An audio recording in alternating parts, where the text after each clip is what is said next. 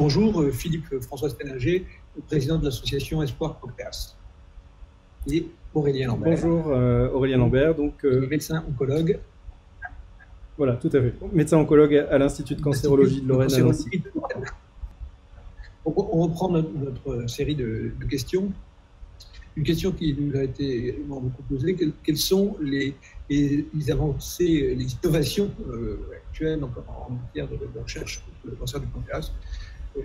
C'est une question vraiment qui intéresse beaucoup de gens. C'est vrai que l'actualité du cancer du pancréas est toujours difficile puisque on n'a pas des innovations tous les mois malheureusement, et on va dire que depuis ces 30 dernières années, des traitements ont fait leur apparition, des améliorations ont fait leur apparition, mais on n'a pas eu la révolution qu'on a connue dans d'autres cancers encore.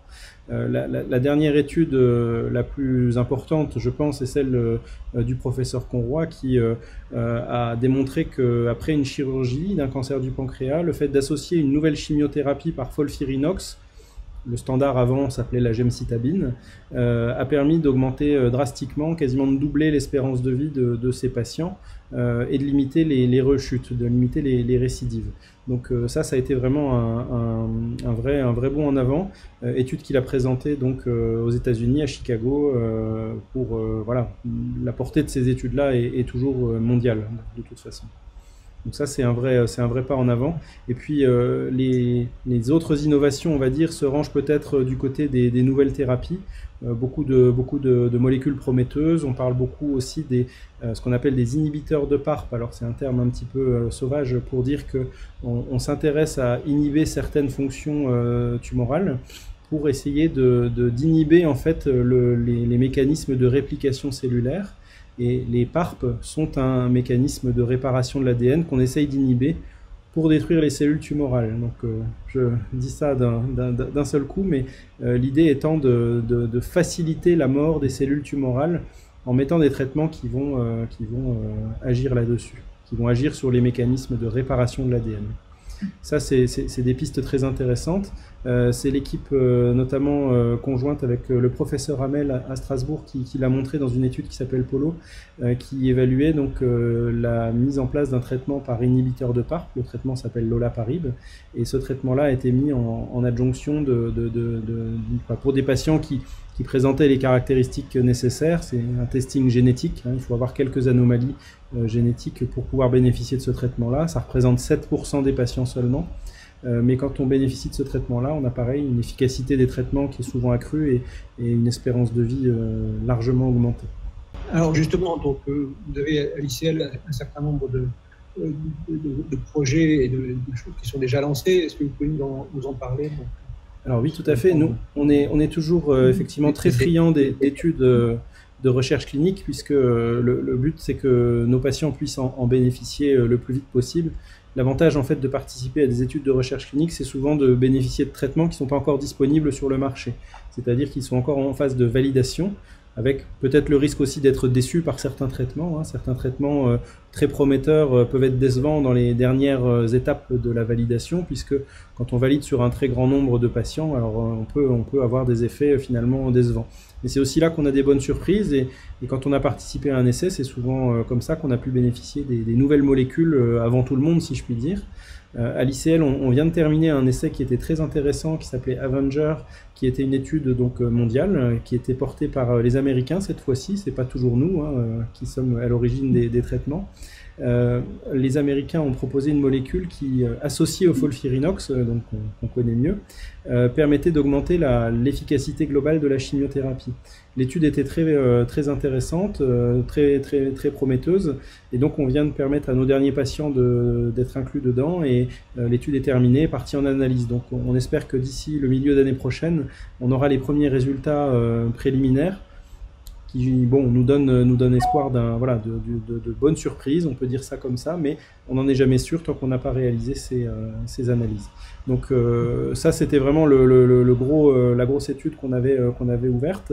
Et puis on ouvre une nouvelle étude, cette fois-ci en deuxième ligne. Alors c'est-à-dire que dans le cancer du pancréas, si la première chimiothérapie ne fonctionne pas ou ne fonctionne plus, parce qu'au bout d'un moment la chimiothérapie est amenée à ne plus fonctionner, eh ben on essaye un autre traitement. Ça s'appelle la deuxième ligne. Et la deuxième ligne, cette fois-ci, c'est un traitement qu'on va proposer à nos patients. Pareil, une molécule innovante qui a la particularité d'être peut-être mieux tolérée que les molécules existantes.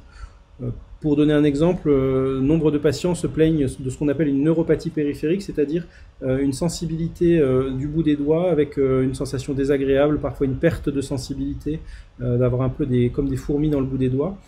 Souvent, ça peut être difficile à vivre et puis ça peut même entraîner l'arrêt prématuré d'une chimio si les symptômes sont trop embêtants puisqu'on ne veut pas abîmer les nerfs.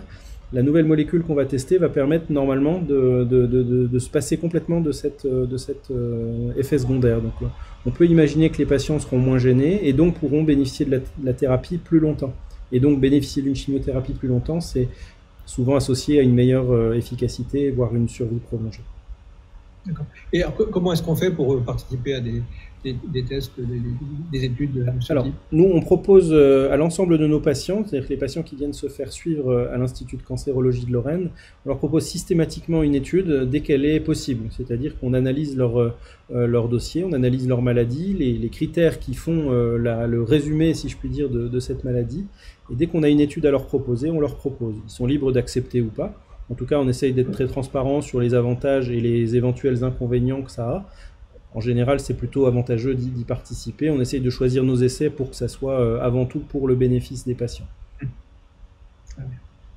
Une autre question qui intéresse aussi pas mal de gens, c'est on est touché par cette pandémie, donc, le coronavirus, et on voit ou on suppose que ça peut perturber les soins et éventuellement la déclaration de certains cancers ou le diagnostic.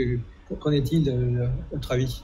Alors, effectivement, le coronavirus ou la Covid-19, comme on devrait dire, est un virus qui nous a posé beaucoup de problèmes. Alors, fort heureusement, on va dire qu'on a grandi de la première vague, on a beaucoup appris. On a eu l'agréable surprise aussi de voir qu'on avait, subi moins de dégâts que ce qu'on avait craint au début. On avait mis en place une politique très drastique de protection des patients, c'est-à-dire qu'on a poursuivi les soins puisque dans le pancréas peut-être plus qu'ailleurs, on ne peut pas se passer de traitement, mais en proposant parfois des relais avec des traitements péros, c'est-à-dire par voie orale à la maison au lieu d'une chimiothérapie IV, en permettant aux patients le plus possible de rester à domicile. Ça, c'était des mesures qui ont, semble-t-il, permis de protéger beaucoup nos patients, mais aussi en mettant des mesures très drastiques à l'intérieur, au sein de l'établissement.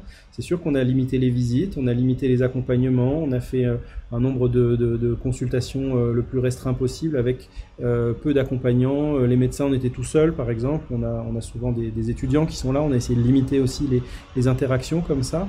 Ce qui nous a permis d'avoir assez peu de dommages, je trouve, sur le plan du virus. Ceci dit, c'est un problème puisque les patients qu'on était en train de suivre, on les connaissait. Il y a tout le problème de tous ces patients qui n'ont peut-être pas été diagnostiqués à temps ou qui n'ont pas osé consulter à cause de ce virus. Et pas leur en vouloir puisque le mot d'ordre c'était de rester chez soi.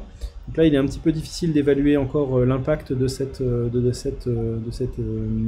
ces mesures de confinement. Je crois que quand on est atteint par une maladie telle que le cancer du pancréas, on peut difficilement la minimiser et rester chez soi. Donc j'aurais tendance à penser quand même que sur ce type de maladie très bruyante, très flagrante, on a peut-être pris moins de retard que dans d'autres maladies où les choses sont plus silencieuses ou en tout cas d'évolution plus lente. Mais j'ai aucun moyen d'en être certain pour le moment. Ça, c'est l'avenir qui nous le dira. En tout cas, on est aujourd'hui dans la deuxième vague, peut-être au pic. Ça, je ne suis pas en mesure de le garantir non plus, mais on a appliqué les mêmes mesures de précaution, c'est-à-dire qu'on limite les visites, on fait que le strict nécessaire pour les soins, mais les soins sont faits dans leur totalité. L'ensemble des patients est traité, et puis on met en place, par exemple, je ne l'ai pas dit pour la première vague, mais on a mis en place la téléconsultation beaucoup.